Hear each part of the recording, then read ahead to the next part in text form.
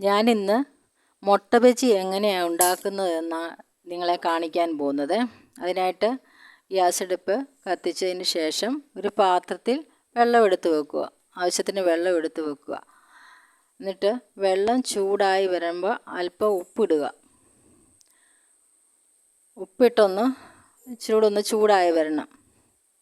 അതിന് ശേഷം നമുക്ക് മുട്ടയിടണം. ഞാൻ 4 മുട്ടയാണ് എടുക്കുന്നത്. ഉപ്പിടുന്നത് മുട്ടത്തോട് അത് പറ്റി പിടിച്ച് പോവാതിരിക്കാൻ വേണ്ടിയാണ് ഉപ്പിടുന്നത്. അപ്പം വെള്ളം ഇച്ചിരി ചൂടായിട്ട് വരുന്നു. ഏകദേശം തിളയ്ക്കാറായി വരുന്നുണ്ട്.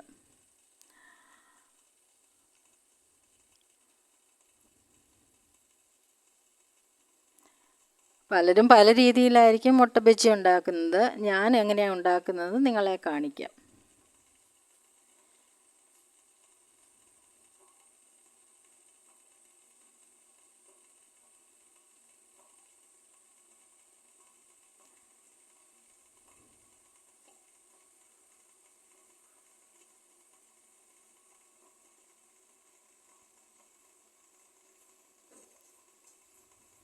അതിനായിട്ട് നല്ലതായിട്ട് വെള്ളം ചൂടായി.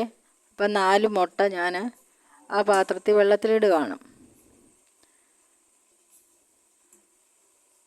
എന്നിട്ട് അടപ്പ് വെച്ച് അടച്ച് അത് നന്നായിട്ട് തിളച്ച് അതൊന്ന് വേകട്ടെ. അങ്ങനെ മുട്ട വെന്തു. നമുക്കിനി കോരിയെടുക്കാം. കോരിയെടുത്തിട്ട് ഇനി അത് പൊളിച്ച് മുറിക്കണം.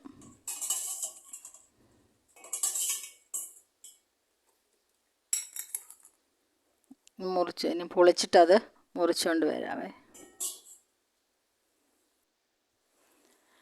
അങ്ങനെ മുട്ട മുറിച്ചതും എടുത്ത് വെച്ചിട്ടുണ്ട്. പിന്നെ നമുക്ക് ഒരു അര ഗ്ലാസ് കടലമാവും ഒരു സ്പൂൺ മുളക് പൊടി, അല്പം മഞ്ഞൾപ്പൊടി, ആവശ്യത്തിന് ഉപ്പും, അര സ്പൂണ് ഗരം മസാലപ്പൊടിയും കൂടെ മിക്സ് ചെയ്ത് നന്നായിട്ട് ഇളക്കണേ. എന്നിട്ട് അല്പം വെള്ളം ഒഴിച്ച് ഒന്ന് കുഴയ്ക്കണം. വെള്ളം കൂടി പോകരുത്. കുറേശ്ശെ വെള്ളം ഒഴിച്ചൊന്ന് കുഴച്ചെടുക്കണം ഈ ബാറ്റർ. വെള്ളം കൂടിപ്പോയി കഴിഞ്ഞാൽ അങ്ങ് ലൂസാവും. അപ്പോൾ ആ മുട്ടയിൽ അത് പിടിക്കുകയില്ലല്ലോ. അപ്പോൾ ആവശ്യത്തിന് വെള്ളം ഒഴിക്കാവുള്ളേ. ഒത്തിരി കട്ടിയാകല്ലേ.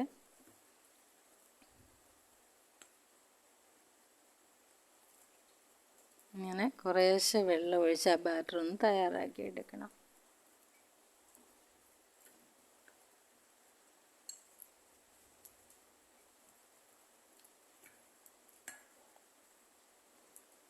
ഇതെല്ലാം മഞ്ഞൾപ്പൊടിയും മുളക് പൊടിയും ഉപ്പും മസാലപ്പൊടിയും മുളക് പൊടിയും എല്ലാം ഒന്ന് മിക്സായിട്ട് വരണേ. അങ്ങനെ നന്നായിട്ടൊന്ന് ഇളക്കിയെടുക്കണേ.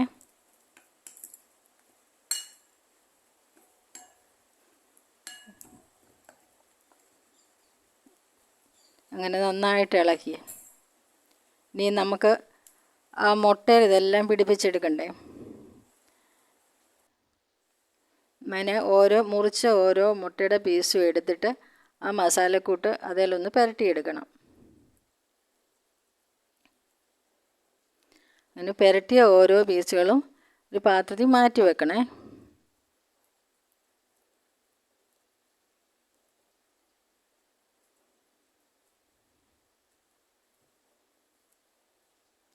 അങ്ങനെ ഓരോ പിസ്സയിലും ഈ മസാലക്കൂട്ട് പിടിപ്പിച്ചെടുക്കുക. ചിലർ ഇതിന് അരിപ്പൊടിയൊക്കെ ചേർക്കും കട്ടി കിട്ടാനായിട്ട്. ഞാനതൊന്നും ചേർത്തില്ല. കടലപ്പൊടി മാത്രമേ ഇതിനകത്ത് ഇട്ടുള്ളൂ, വേറെ ഒന്നും ചേർത്തില്ല.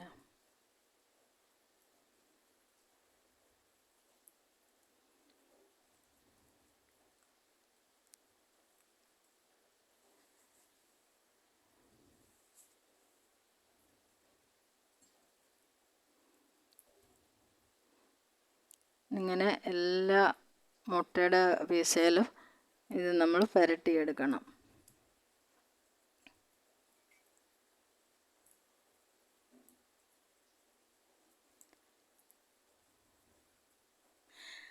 എൻ്റെ വീഡിയോ ഇഷ്ടമായെങ്കിൽ നിങ്ങൾ ലൈക്ക് ചെയ്യാനും ഷെയർ ചെയ്യാനും സബ്സ്ക്രൈബ് ചെയ്യാനും മറക്കരുത് കേട്ടോ. എന്നാൽ മാത്രമേ എനിക്ക് പുതിയ വീഡിയോകൾ ഇടാൻ തോന്നുകയുള്ളൂ കേട്ടോ.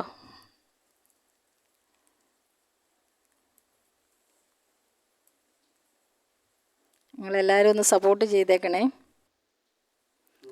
അങ്ങനെ എല്ലാം പുരട്ടി, മുട്ടയുടെ പീസെല്ലാം പുരട്ടി നമ്മളൊരു പാന് അടുപ്പത്ത് ഗ്യാസ് അടുപ്പിൽ വെച്ചു, തീ കത്തിച്ചു. പാൻ ചൂടായതിന് ശേഷം വെളിച്ചെണ്ണ ഒഴിക്കണം. ഞാൻ വെളിച്ചെണ്ണയാണ് ഉപയോഗിക്കുന്നത്. വെളിച്ചെണ്ണയാണല്ലോ കൂടുതൽ ടേസ്റ്റും കിട്ടുന്നതും.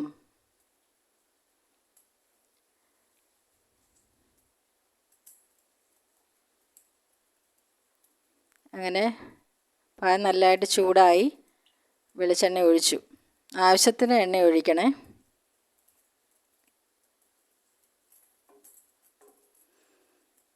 ഇനി ആ എണ്ണയൊന്ന് നന്നായിട്ട് തിളച്ച് വരണം.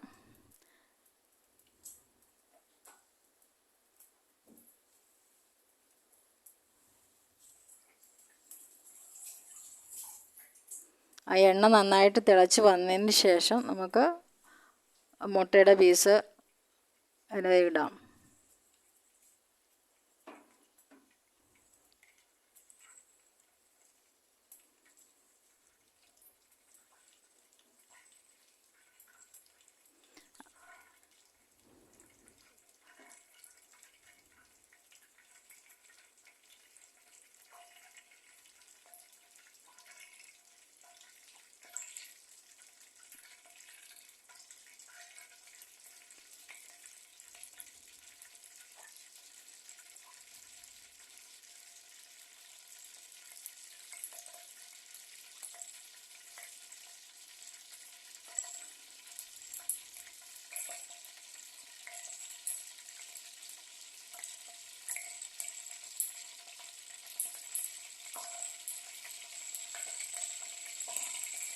അങ്ങനെ എണ്ണ നല്ലതായിട്ട് തിളച്ച് വരുന്നുണ്ട്.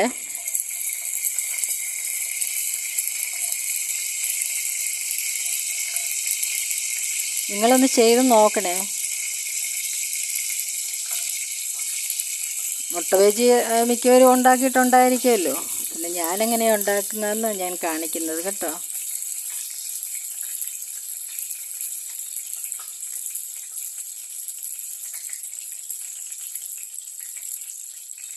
ഇനി നമുക്ക് മുട്ടയുടെ മസാല പുരട്ടിയ ഓരോ പീസുകളും അതിലിടാം.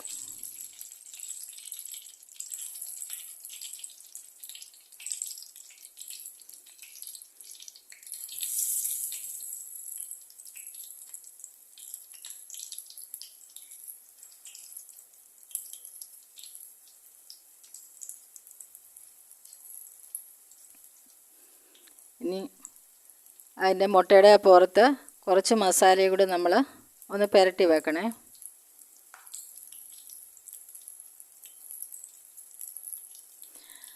പെട്ടെന്ന് മൂക്കും ഈ മുട്ട ബജി.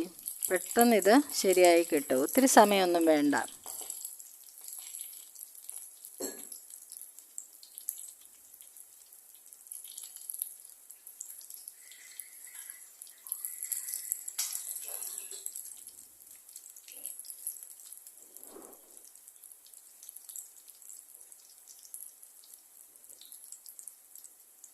അങ്ങനെ ഒരു വശം മൂക്കാറായി കേട്ടോ.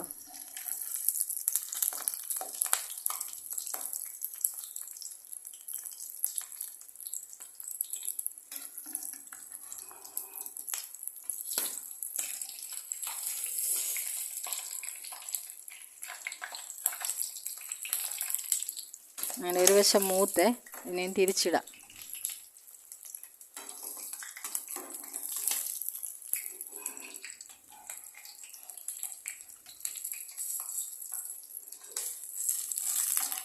എല്ലാം ഒരു വശം മൂത്ത് നന്നായിട്ട് തിരിച്ചിടണം.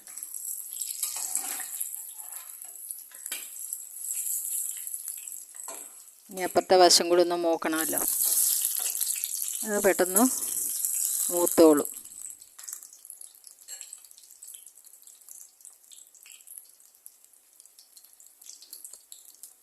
ഇപ്പം മഴ സമയമല്ലേ, അപ്പോൾ മുട്ട ബജിയൊക്കെ ഉണ്ടാക്കി കഴിക്കാൻ നല്ലതല്ലേ.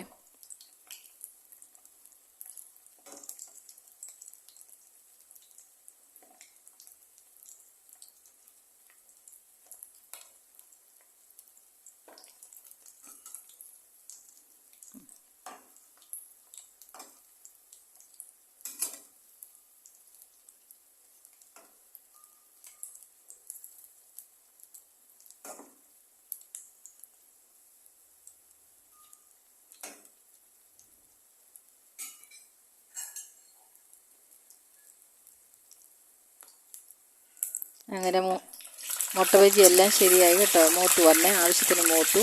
നമുക്ക് കോരിയെടുക്കണം. ഒരു പാത്രത്തിലോട്ട്, ഒരു ബൗളിലോട്ട് ഇതെല്ലാം കോരിയെടുക്കണം.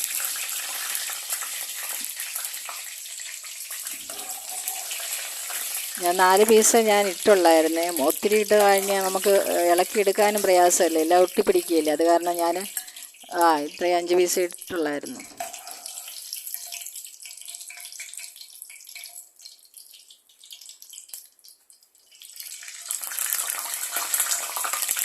അങ്ങനെ മുട്ട ബജി റെഡി. എല്ലാവരും ഒന്ന് ഉണ്ടാക്കി നോക്കണേ. Thank you.